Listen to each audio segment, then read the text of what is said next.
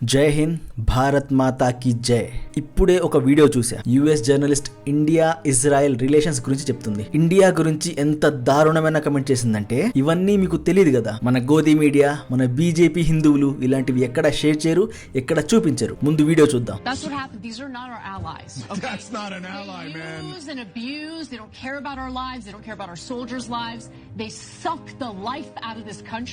తను ఏముంటుందంటే, ఇజ్రాయెల్ మన ఎల్ఐ కాదు, వాళ్ళకి మనమంటే అంటే యుఎస్ అంటే అసలు లెక్కలేదు, మన సోల్జర్స్ అన్న వాళ్ళకి అసలు లెక్కలేదు, వాళ్ళకి ఛాన్స్ దొరికితే మొత్తం పీల్ చేస్తారు అంటుంది. నెక్స్ట్ ఇంపార్టెంట్ పాయింట్ ఇండియా గురించి. ఇప్పుడు ఇజ్రాయెల్ ఇండియా వైపు వెళ్తుంది, వాళ్ళని కూడా పీల్చి పిప్పి చేయడానికి.